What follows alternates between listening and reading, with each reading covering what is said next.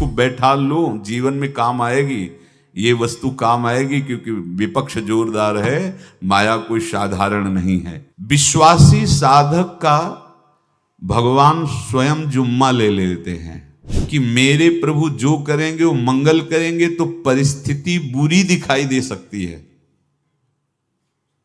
परिस्थिति भयावह दिखाई दे सकती कि अब तो सब गया, ऐसा लगेगा, लेकिन वो बहुत बड़े के हाथ में नियंत्रित है परिस्थिति। देखते देखते उस परिस्थिति का परिणाम निश्चिंत, निःशोक और निर्भय कर देने वाला हो जाएगा। साधन पथ पे हम इनको आदर्श मानकर चले तो बहुत जल्दी आनंद आ जाए। अब हमें किसी भी अड़चन से कोई भय नहीं, किसी भी अड़चन से भय नहीं। आप ये खिलवाड़ मत समझे, किसी भी अर्थ कोई तुम्हें नहीं रोक सकता आप श्री जी से मिलने के लिए। साधक 3 बातें आरंभ से देखे कि हमारे जीवन में आ रही हैं कि नहीं। पहली बात, भगवान पर पूर्ण श्रद्धा विश्वास। अनंत ब्रह्मांडों के स्वामी हैं, काल भी उनके अधीन है। डरना क्यों भाई, किस बात का डर लगना है? अगर डर है, भय है, तो अभी श्रद्धा विश्वास स्वामी में नहीं है। अगर हमें हृदय में कष्ट अपना प्रभाव पहुंचाना चाहता है, तो जैसे कोई ठंडी से बहुत कांप रहा हो और माता दौड़कर आवे, अपने हृदय से लगा के अपने शरीर का ताप देकर उसकी ठंड को दूर कर दे, ऐसे प्रियाजू करती हैं, ऐसे प्रियालाल करते हैं।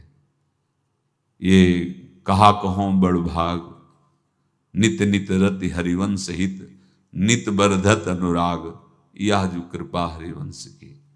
ये आपनो भाग आपन मुख, कहत जो श्री हरिवंश बल, हरिवंश भरोसे भय निडर, सो नित गर्जत हरिवंश बल। देखा है, कष्टों की बौछार है, ऐसे जैसे ऊपर से वर्षा हो रही है, भगवान शेष फणों का छत्र, संवर्तक मेघ प्रलयंकारी वर्ष रहे, गिरिराज जी का छत्र।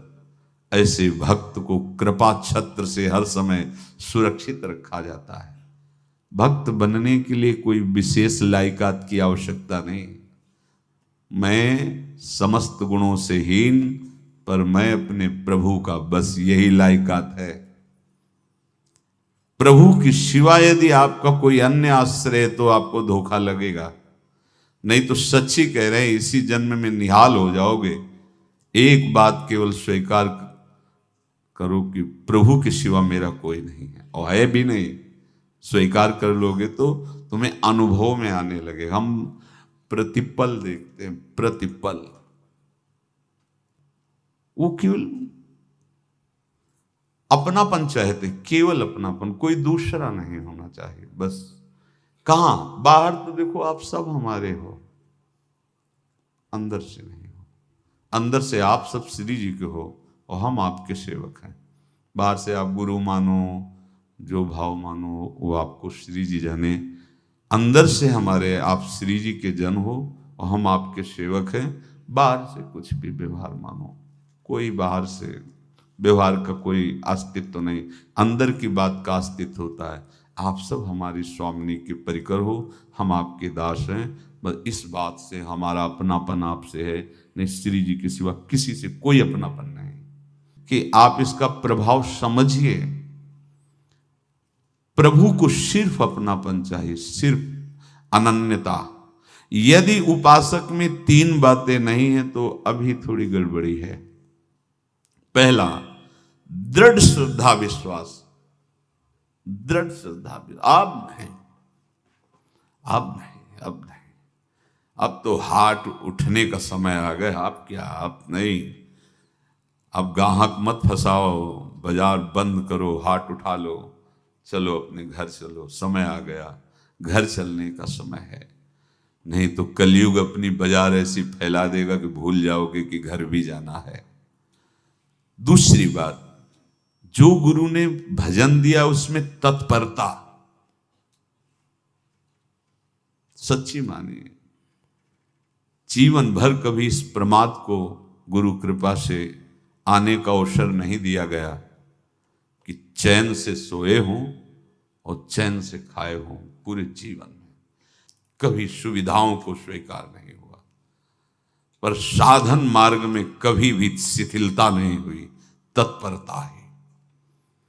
प्रभु पर पूर्ण श्रद्धा विश्वास और गुरु प्रदत्त साधन पर तत्परता, और तीसरा खास विषय इंद्रियों से भोगों को न भोगना।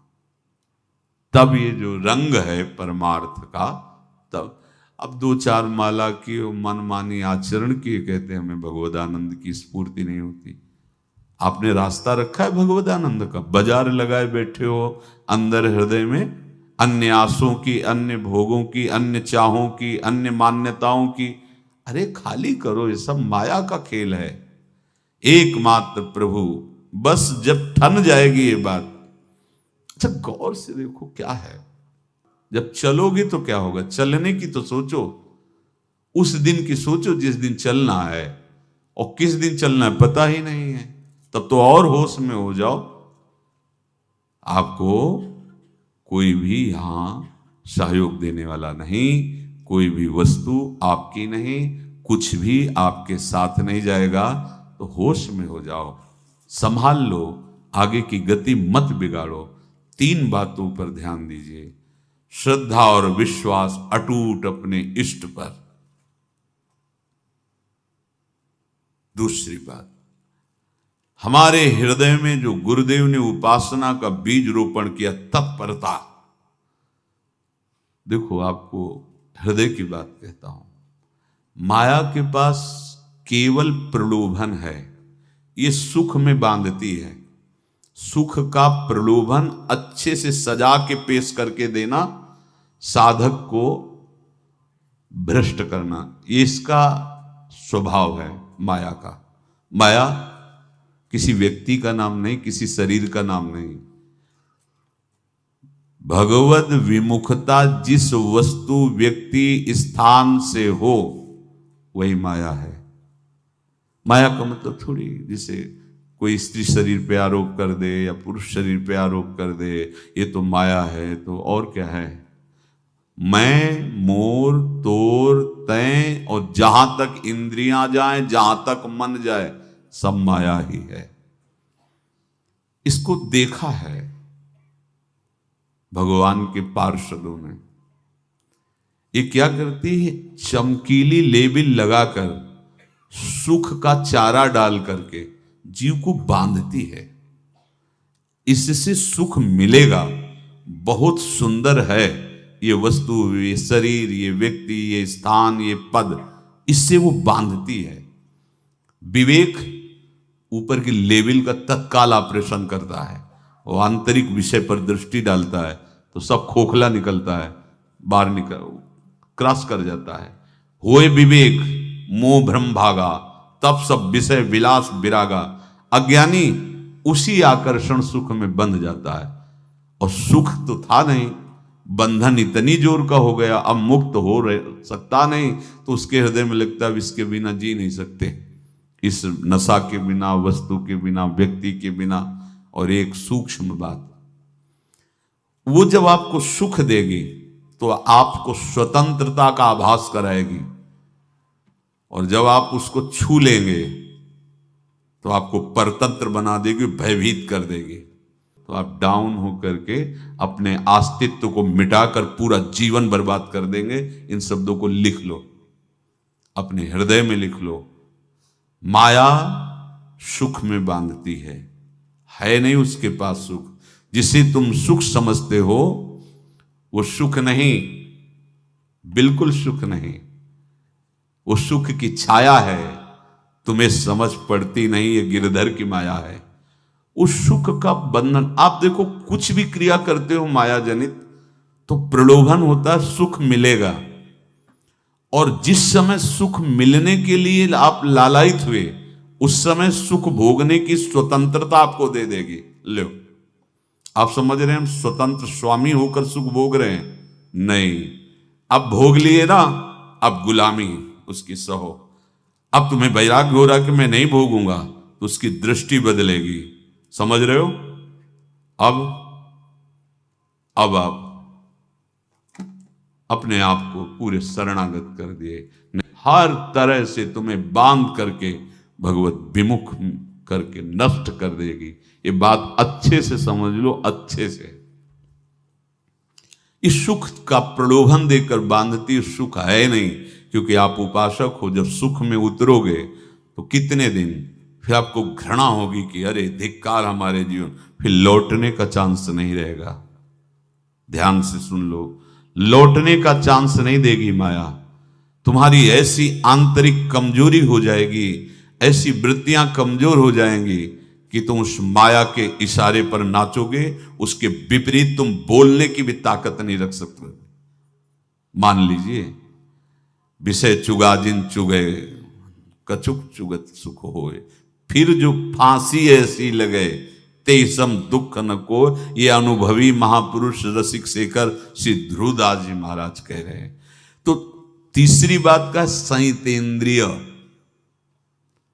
दृढ़ श्रद्धा विश्वास भगवान पर, गुरु प्रदत्त प्रबल साधना में तत्परता, और इंद्रियों की गुलामी कभी स्वीकार न करना।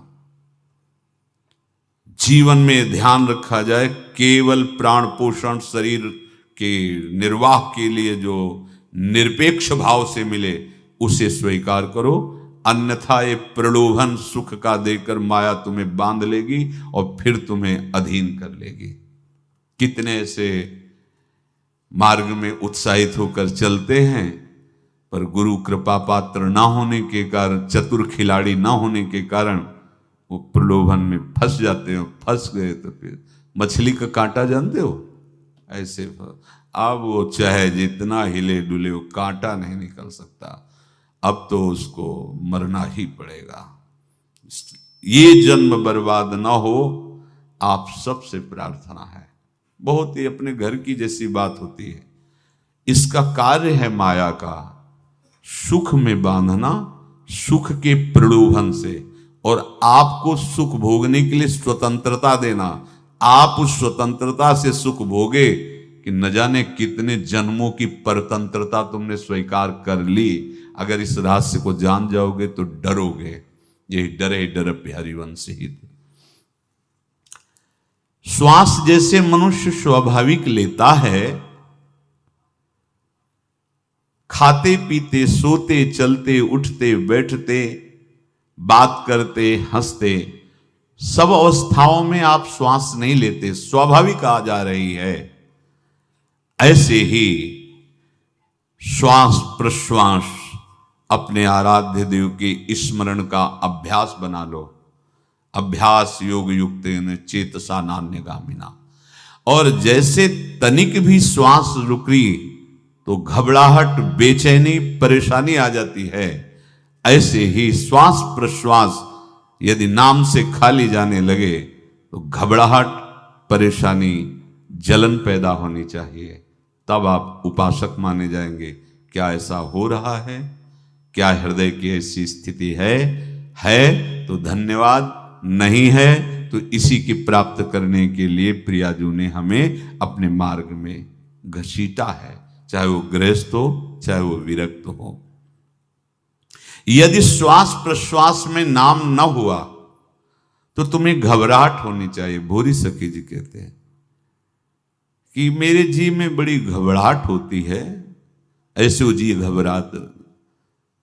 भूरी सखी जी कह रहे हैं, श्वास नाम दो बिलक चलत है, इनको भेद न मोको भावे।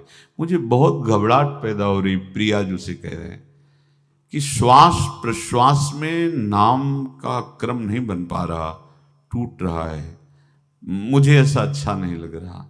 आप कृपा करो प्रियाजू, श्वास ही नाम, नाम ही श्वासा, नाम श्वास को भेद मिटावे। प्रियाजू ऐसी कृपा कर दो, श्वास प्रश्वास आपका नाम चलता रहे।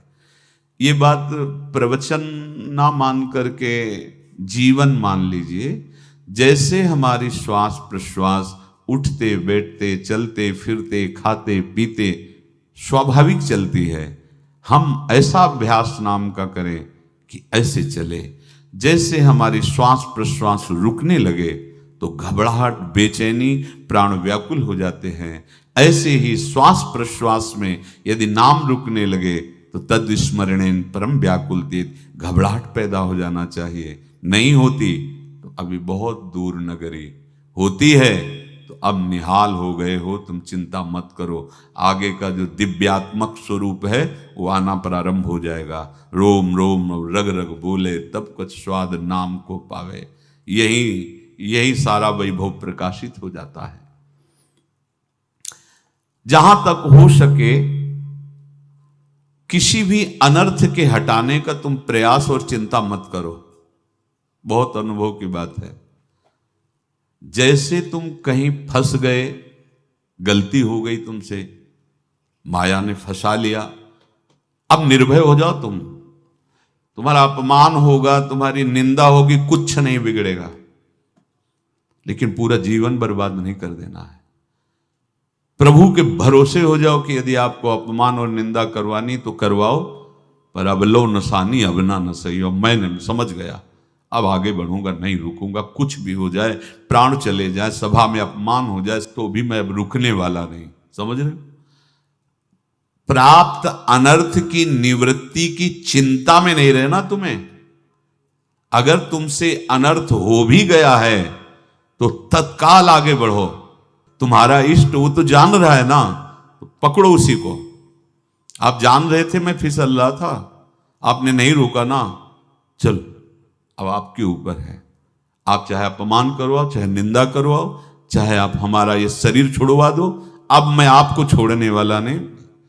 बिल्कुल ये बात पकड़ लेना। ये जीवन में कई बार ऐसे अवसर आते हैं जहां हमारी भक्ति को बाधित करने के लिए माया ऐसे कांटे फैला देती है और हम असमर्थ हो जाते हैं, हम दब जाते हैं। कुछ गड़बड़ नहीं होगा, मृत्यु से ज्यादा कुछ गड़बड़ होने वाला नहीं। जो गड़बड़ हो गया अब दोबारा होगा नहीं, और उसमें हम दबेंगे नहीं, हम उसे क्रॉस करके आगे बढ़ेंगे भगवत मार्ग। कुछ नहीं होगा, विश्वास करना। वो ऐसे फूल जैसा निकाल के तुम्हें अलग कर देंगे। विश्वास रखना, विश्वास रखना। इस बात पर हम जोर दे के कह रहे हैं, नहीं फंस जाओगे, फंस जाओगे। कभी इष्ट गुरु से छुपाओ मत करना कि अगर ये जान गए तो। नहीं, जानो, तुम जानो। क्यों जाने? गलती तो तूने की। अगर हमारी गलती है तो आपकी भी गलती है। कैसे? छोटा बालक जब गिरता है, मां दौड़ के उठाने जाती है ना, तो पहला रोष दृष्टि उसकी मां की होती है। अब तो उठा रहे हो, और जब गिरने जा रहे थे तब क्यों दृष्टि नहीं डाली? अगर पकड़ लेती तो गिरता ही क्यों नहीं? तुम्हारी मायाबाजी पसारी विचित्र, सुन मुनि मोहे काकी कोड़, कह हरिदास तुम्हारे हम जीते। तो ये अपने संबंध बल से बात कर रहे हैं। झुकना नहीं, टूटना नहीं। माया का कार्य है झुका देना, रौन देना, और पश्चाताप मत करना।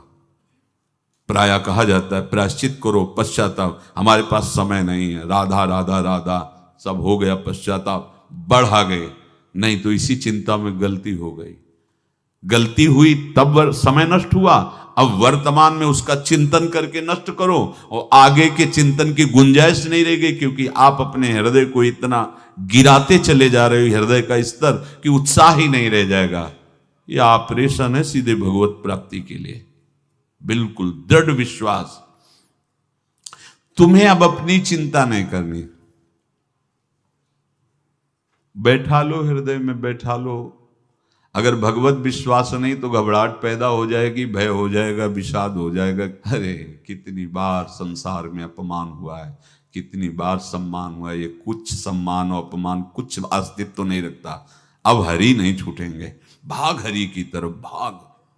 बिल्कुल परवाह न कर, भाग। किसी के फंदे में मत फंस, भाग। ये अंदर की पुकार है, अंदर की बात कह रहा हूं। ये मन बहुत बदमाश है। पहले तो लुभायमान करके सुख में बंधाता है, और फिर भय और संकट विषाद में फंसा देता है। प्रभु का विधान संदेह युक्त नहीं होता। निसंदेह तुम्हारे सामने वो विधान प्रकट होगा जिससे तुम्हारा परम मंगल हो जाएगा, परम मंगल हो जाएगा। डरना नहीं। बताया नहीं था एक बार प्रेम भगत की बात। तो हमारे पास प्रेम जी आते थे, बहुत नाम जापक थे, श्री हरिवन तो उनसे पूछा आपकी ऐसी नाम निष्ठा कैसे आई? तो उनका गलती से। उनका गलती से नाम निष्ठा कैसे आती है? तो वो किसी पद के अधिकारी थे जिसमें किसी कानून के विरुद्ध उसमें दस्तखत कर देने से करोड़ों रुपया उनको प्राप्त होना था। तो रात्रि में ऑफिस में बुलवा के उन्होंने वो गलती कर दी दस्तखत की। बड़े अधिकारी थे और वो उनको पता नहीं था कि वो षड्यंत्र है, और पहले से कैमरा रख दिया गया था। पूरा वीडियो लेते देते, बातचीत करते, दस्तखत करते, सब प्रमाण। तो सुबह जो उनकी आरती उतारी गई समाज में, तो बस घर वाले भी उनसे कि जैसे पुत्र थे पत्नी कि पिताजी पापा आपसे ऐसी आशा थी, मार दिया हम सब लोगों को आपने। कब हम लोगों ने धन की मांग की आपसे, आप इस अवस्था में ऐसा कर।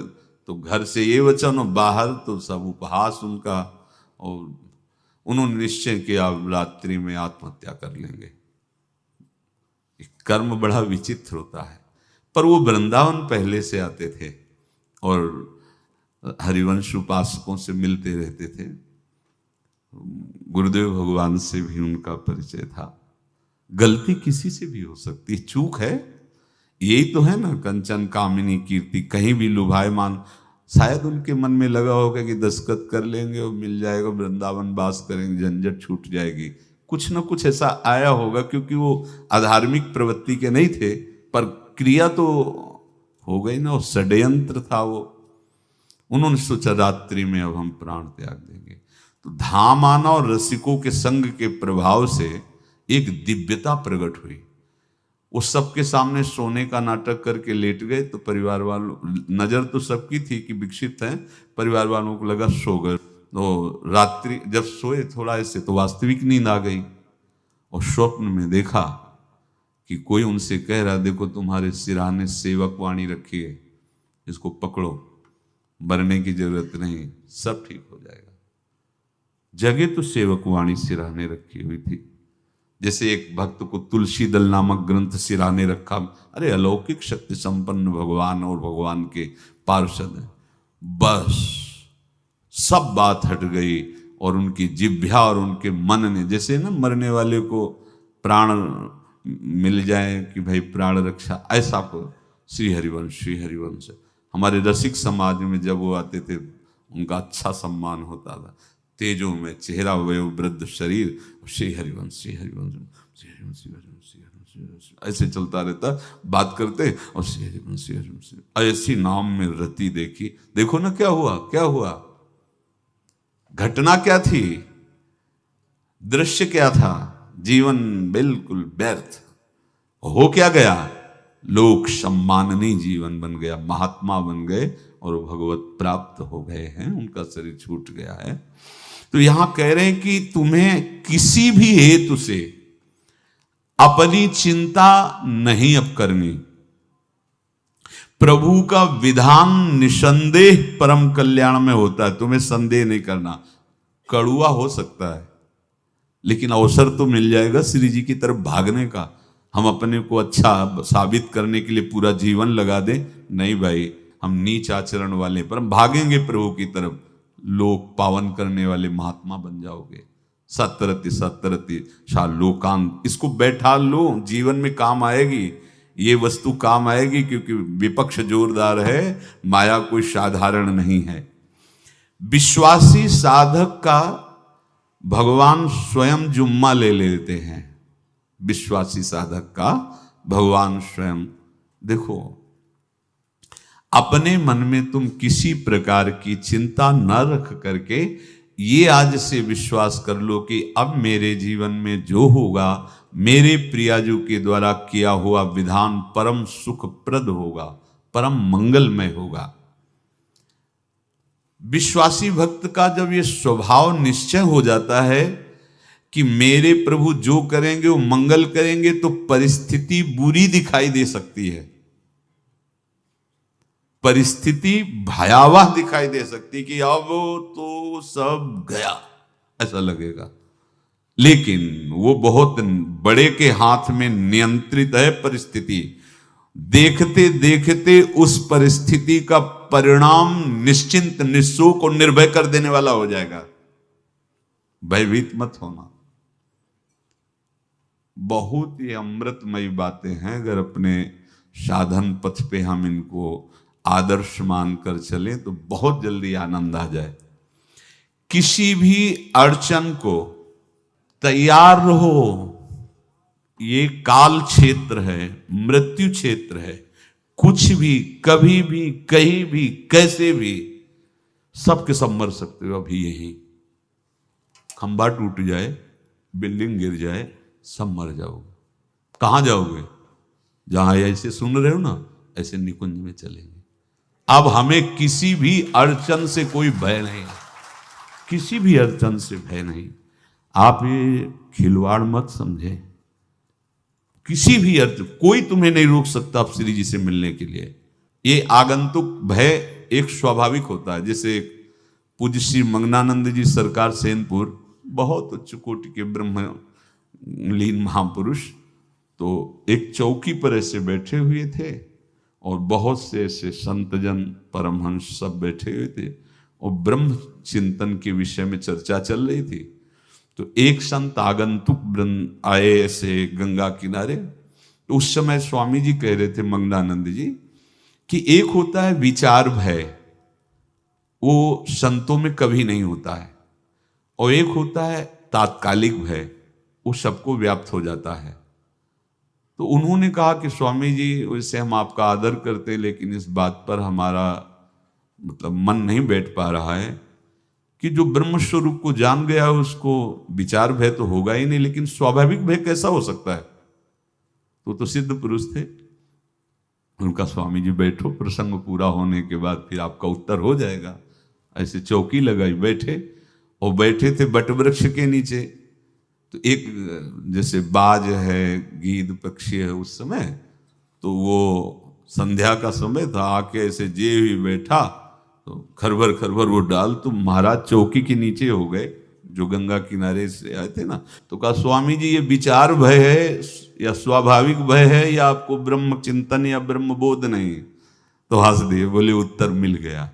ये स्वाभाविक, जैसे अभी बंदर चीख दे तो सब घबरा जाओगे ना, विचार भय नहीं है ये आगंतुक स्वाभाविक भय। भय विचार भय कि अब जो है ऐसा होगा, ऐसा हो सकता है, नहीं नहीं, वही प्रसंग चल रहा है। भगवान प्रमाण देते चले जा रहे हैं। देखो, कोई भी भय, कोई भी अड़चन अब तुम्हारा अमंगल नहीं कर सकती, पक्का मान लीजिए। डरो मत।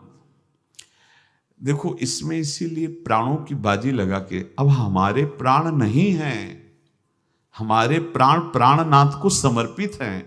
मेरे प्राणनाथ श्री श्यामा, तो क्यों भय करें? तो हम ये सब कर किसके लिए रहे? श्यामा जी के पास पहुंचने के लिए। श्यामा जी के पास पहुंच गए, हमें श्यामा जी के पास जाना है। ये बिल्कुल छोटी मोटी बातें, अंदर ये जो सांसारिकता है, इसका त्याग करो। आप इस बात को समझो। गुरु गोविंद सिंह, लाखों की समाज बैठी हुई थी। उन्होंने कहा कि अगर तुम आजादी चाहते हो तो तुम्हें अपने प्राण देने पड़ेंगे। हमें खड़ा हो कोई व्यक्ति जो अपने प्राण देना चाहता है, मैं उसे आजादी। आजादी दो प्रकार की, एक प्राकृतिक आजादी और एक दिव्य आजादी, दोनों देने में समर्थ थे गुरु गोविंद सिंह। हाँ, ये सिखों के आचार्य हैं, बहुत ही अध्यात्म बल और शारीरिक बल से भी पुष्ट। एक खड़े हुए हिम्मत करके, बोले आ। गड़ासा हाथ में अंदर गए और ऐसा लगा कि उनकी गर्दन उतार दी गई और ऐसे रक्त प्रवाह सा नाली से बहा, जो सबको दिखाई दे रहा था। और कोई है? जब पता ही चल गया कि गर्दन उतारी जा रही, रक्त प्रवाह, वो कहते मुझे तुम रक्त दो, प्राण दो, मैं तुम्हें आजादी दूंगा। 2 3 4 5 अंदर ले जाते, ये आभास भी नहीं होने दिया कि वो जीवित है। 5 तैयार, पूरी सभा में 5 तैयार। बोले ये पंच प्राण प्यारे हैं भाई, इतने से एक एक से 1.25 लाख को परास्त कराऊं, देखना। मेरा नाम गुरु गोविंद सिंह न धराऊं, यदि एक एक से 1.25 को परास्त, क्योंकि प्राणों की बाजी समर्पित कर दी। अब क्या भय, माया से आजादी प्राप्त करने के लिए भयभीत होना तो बिल्कुल जीवन में छोड़ दो। विचार भय नहीं होना चाहिए, ये स्वाभाविक भय होगा। अभी कोई ऐसी आवाज आ जाए, वो ऐसे स्वाभाविक होता है, उस पर तर्क वितर्क नहीं किया जाता। विचार भय नहीं होना चाहिए। जानते हो, तुम्हारा जीवन, तुम्हारे प्राण, तुम्हारा शरीर हरि को समर्पित है और हरि के अधीन काल है, कुछ नहीं हो सकता, और जो कुछ होगा वो परम मंगल होगा। किसी भी अड़चन को भगवान के सौहार्द के सामने अड़चन मत मानना। हम अगर अड़चन को दूर करने का प्रयास करेंगे तो अड़चन हमें फंसा लेगी, अड़चन। और यदि भगवान पे विश्वास कर लिए तो वही अड़चन अर्चन बन जाएगी, उपासना बन जाएगी। मान लीजिए बात, मान लीजिए आप लोग तो गृहस्थ में देखा होगा, हमने देखा है, बच्चा गिरा, रोने लगा, माँ उठाने आई, छाती से लगाया, वो माँ के थप्पड़ मार रहा है। यद्यपि वो कुछ जानता नहीं, पर भाव जब उसके देखे, बलिहार है इस वात्सल्य की, बलिहार है, ये माँ को मार के कह रहा है, थप्पड़ मार के, अब तू छाती से लगा रही, जब गिरा और चोट लगी तब तू कहाँ थी, क्यों ले उठाया, ये अधिकार। हरि वो तो अल्पज्ञ माँ है, पर हम तो सर्वज्ञ हरि के वात्सल्य में डूबे हुए हैं। हमको तो भय बिल्कुल नहीं होना चाहिए। हां, जानबूझकर इसका दुरुपयोग मत करना। विश्राम की तरफ सत्संग जा रहा है, ध्यान से सुनो। कोई भी अड़चन, अब हमको प्रयास नहीं करना उसको दूर करने का, ये जिम्मेवारी हमारे प्रभु की है। और प्रभु के ऊपर अगर आपने भरोसा दृढ़ कर लिया तो हर अड़चन अर्चन बन जाएगी, भगवान की पूजा बन जाएगी। पर देखो, इस बात को लेकर के हमें अशुद्ध आचरण नहीं करना, गंदी बात पे नहीं उतर जाना कि आप बचा लेना जो भगवान हो। तो नहीं बचाएंगे, हम तुम्हें बता रहे। अगर उनको चैलेंज करोगे ना कि सत्संग में सुना है कि आप बचाते हो, बचा लेना भला, तो नहीं बचाएंगे। क्या करेंगे? डबल पिटाई करवाएंगे तुम्हारी, क्योंकि सुन के भी तुम मनमानी कर रहे हो ना, और जब पीटोगे फिर रोगे तो फिर बचा लेंगे। ये लीला बिहारी गुरु हैं, बहुत करुणामय है, इनसे उल्टा मत खेलना, नहीं तो अगर ये उल्टा खेलने लगे तो तुम पहचान ही नहीं पाओगे। कह रहे हैं अपने आचरण को जानबूझकर अशुद्ध ना करो, तुम्हारी सारी बुराइयों की जिम्मेवारी हरि ले लेंगे। शब्द पर ध्यान दीजिए, जानबूझकर तुम अपनी बुराइयों का प्रयोग मत करो, तुम्हारे में जो बुराई है वो श्री हरि स्वयं स्वीकार कर लेंगे। वो ठीक है, जैसे आग में मल पड़े या चंदन या लोहा पड़े या लकड़ी, आग सबको अपना रूप दे देती है, ऐसे हर बुराई हरि में जाके परम सद्गुण बन जाती है। हम जितना अपने आप को अच्छा बनाने का प्रयास करेंगे, ये संसारियों के समझ में नहीं आएगा, परमार्थ के पथिकों के लिए बात है, और यही विश्राम हो जाएगा। हम अपने आप को जितना अच्छा और बड़ा बनाने की कोशिश करेंगे, उतना ही हमारा प्रयत्न हमको नीचा गिरा देगा। यदि हम अपने को भगवान के आश्रित कर करके उनके नाम का जप और उनकी आज्ञा पे चले तो इतने अच्छे बन जाओगे, बिस्तरे सब जग विमल कीरति साधु संगति नाटर है। इतने महान बन जाओगे कि विश्व आत्मा भगवान जब हृदय से लगा लिए तो जा पर कृपा राम की हुई, ता पर कृपा करे सब कोई। सुर नर मुनि प्रसन्नता ऊपर, सोई विजयी विनयी गुण सागर, तास सुजस त्रैलोक उजागर।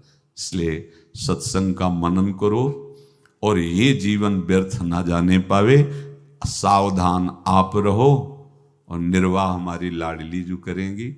और ये जन्म हम सबको लाडली जू की प्राप्ति के लिए मिला है, और पक्का पक्का विश्वास करो लाडली जू हमें मिलेंगी, पक्का विश्वास करो, इस पे संशय मत रखना।